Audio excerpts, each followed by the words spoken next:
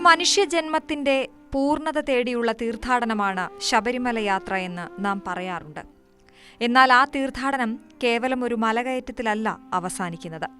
സഹ്യപർവ്വതത്തിന്റെ വന്യമായ പ്രകൃതിക്കുള്ളിൽ കാനന നിഗൂഢതകൾക്ക് നടുവിൽ പ്രതിഷ്ഠിക്കപ്പെട്ട 5 ക്ഷേത്രങ്ങളിലൂടെയുള്ള ഒരു മഹായാത്രയാണത്.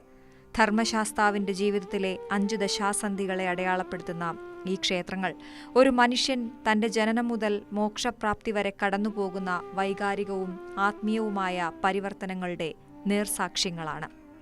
പരശുരാമൻ പ്രതിഷ്ഠിച്ചു എന്ന് വിശ്വസിക്കപ്പെടുന്ന ഈ 5 ശാസ്താക്ഷേത്രങ്ങൾ കുളത്തൂപ്പുഴ, ആര്യങ്കാവ്, അച്ചൻകോവിൽ, ശബരിമല, പിന്നെ നിഗൂഢതകളിൽ മറഞ്ഞുകിടക്കുന്ന കാന്തമല.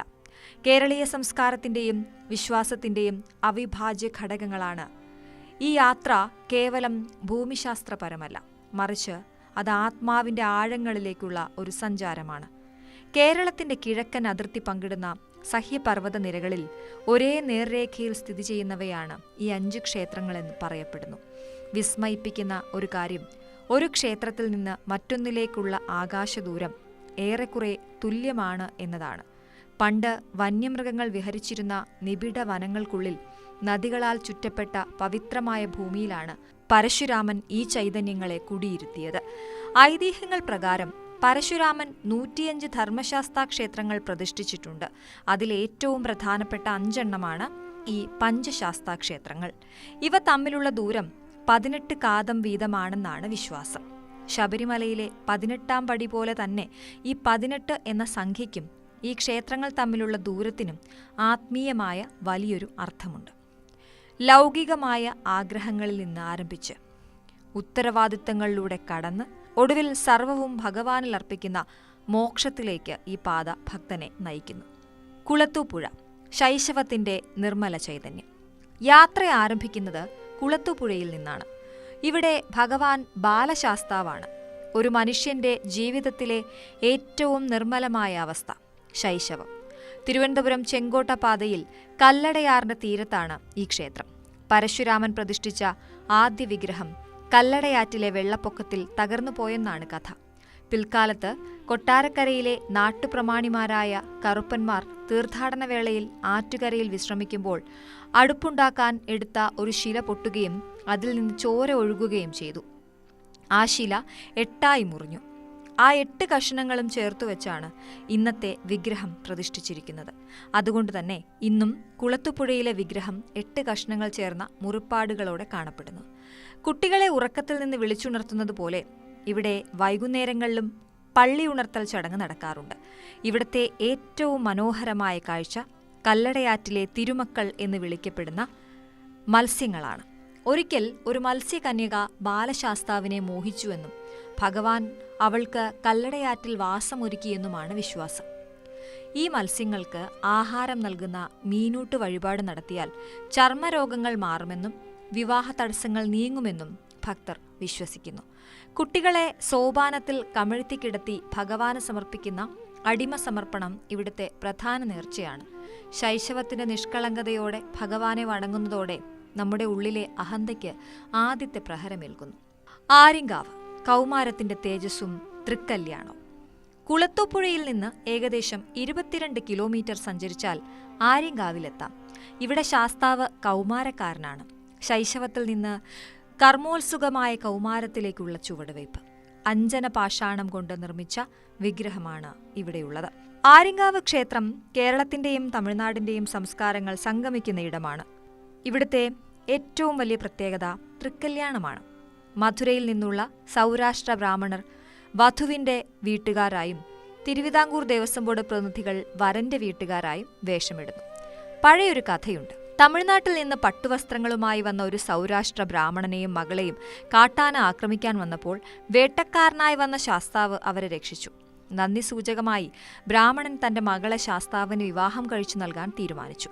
എന്നാൽ വിവാഹ ദിവസം വധു രജസ്വലയായതിനാൽ വിവാഹം നടന്നില്ല. ഈ ഐതിഹ്യത്തിന്റെ ഓർമ്മയ്ക്കായി ഇന്നും തൃക്കല്യാണ ചടങ്ങുകൾ നടക്കുന്നു.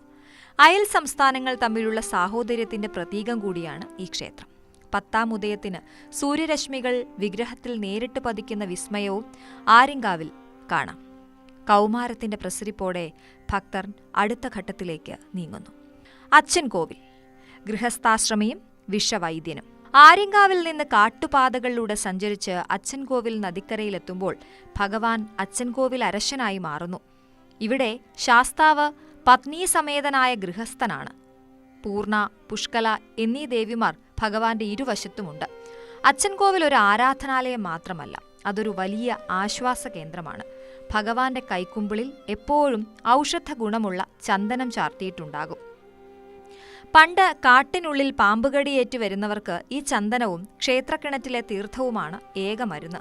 ഇന്നും വിഷഭയം ഏറ്റുവരുന്നവർക്കായി ക്ഷേത്രനട എപ്പോഴും തുറക്കും. വിഗ്രഹത്തിന്റെ കയ്യിലിരിക്കുന്ന ആ ചന്ദനം മരണഭയത്തെപ്പോലും ഇല്ലായ്മ ചെയ്യുമെന്ന് വിശ്വാസികൾ സാക്ഷ്യപ്പെടുത്തുന്നു. ഇവിടുത്തെ തങ്കവാൾ ദർശനം ഏറെ പ്രസിദ്ധമാണ്.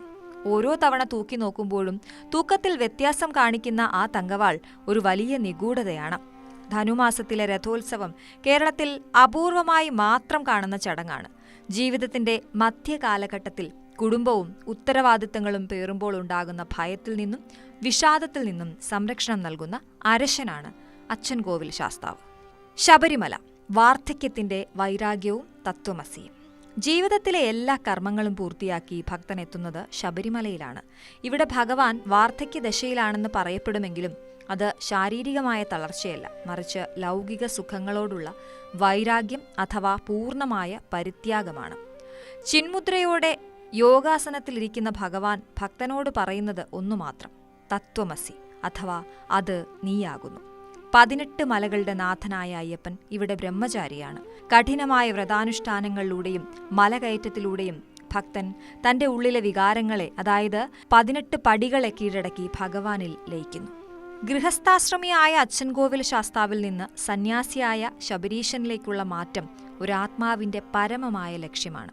കാന്തമല, നിഗൂഢതകളിൽ മറഞ്ഞ വാനപ്രസ്ഥം. 5ാമത്തെ ക്ഷേത്രമായ കാന്തമല ഇന്നും ഒരു അത്ഭുതമാണ്. ശബരിമലയിൽ മകരവിളക്ക് തെളിയുന്ന പൊന്നമ്പലമേടിന് താഴെ എവിടെയോ ഈ ക്ഷേത്രം ഒളിഞ്ഞിരിക്കുന്നു എന്ന് വിശ്വസിക്കപ്പെടുന്നു. ഇവിടെ ഭഗവാൻ വാനപ്രസ്ഥ അവസ്ഥയിലാണ്. ഐതിഹ്യങ്ങൾ പ്രകാരം പണ്ട് മഹർഷിമാരും സിദ്ധന്മാരും ഇവിടെ പൂജ നടത്തിയിരുന്നു. എന്നാൽ കലിയുഗത്തിന്റെ ആരംഭത്തോടെ ഈ ക്ഷേത്രം ലൗകിക ലോകത്ത് നിന്ന് അപ്രത്യക്ഷമായി. ഇന്നും മകരജ്യോതി തെളിയുന്നത് കാന്തമലയിലെ മഹർഷിമാർ ചെയ്യുന്ന ദീപാരാധനയാണെന്ന് വിശ്വസിക്കുന്നവരുണ്ട്. മനുഷ്യന് പ്രാപ്യമല്ലാത്ത, എന്നാൽ ആത്മീയമായി മാത്രം ദർശിക്കാൻ കഴിയുന്ന ഒന്നാണ് കാന്തമല. ശബരിമല ദർശനം കഴിഞ്ഞ് അച്ചൻകോവിൽ പോയി തങ്കവാൾ ദർശിച്ചാൽ കാന്തമല തൊഴുതതിന് തുല്യമാണെന്നും ഒരു വിശ്വാസമുണ്ട്. ഈ 5 ക്ഷേത്രങ്ങളിലൂടെയുമുള്ള യാത്ര ഒരു ഭൂപടത്തിലൂടെയുള്ള സഞ്ചാരമല്ല, അത് നമ്മുടെ തന്നെ ജീവിതത്തിന്റെ വികാസമാണ്. കുളത്തുപുഴയിലെ കുട്ടിത്തത്തിൽ നിന്ന് തുടങ്ങി ആര്യങ്കാവിലെ കൗമാരത്തിലൂടെ വളർന്ന് അച്ചൻകോവിലിലെ ഉത്തരവാദിത്തങ്ങളിലൂടെ കടന്ന് ശബരിമലയിലെ വൈരാഗ്യത്തിലെത്തി ഒടുവിൽ കാന്തമലയെന്ന മോക്ഷത്തിൽ അവസാനിക്കുന്ന ഒരു പൂർണ്ണവൃത്തം. ഈ ആധുനിക കാലത്തും ഈ കാനനക്ഷേത്രങ്ങൾ നൽകുന്ന സന്ദേശം പ്രസക്തമാണ്. തിരക്കുപിടിച്ച ജീവിതത്തിനിടയിൽ നാം മറന്നുപോകുന്ന ശാന്തിയും സമാധാനവും ഈ മലനിരകൾ കാത്തുസൂക്ഷിക്കുന്നു. പ്രകൃതിയും മനുഷ്യനും ഈശ്വരനും ഒന്നാണെന്ന അദ്വൈത സത്യം വിളിച്ചോതുന്ന ഈ 5 ക്ഷേത്രങ്ങൾ ഭാരതീയ പൈതൃകത്തിന്റെ അമൂല്യനിധികളാണ്. കാടിനുള്ളിൽ മറഞ്ഞുകിടക്കുന്ന കാന്തമലയെപ്പോലെ നമ്മുടെ ഓരോരുത്തരുടെയും ഉള്ളിൽ ഒരു ഈശ്വര ചൈതന്യമുണ്ട്. അത് കണ്ടെത്താനുള്ള തീർത്ഥാടനമാകട്ടെ ഓരോ ശബരിമല യാത്രയും.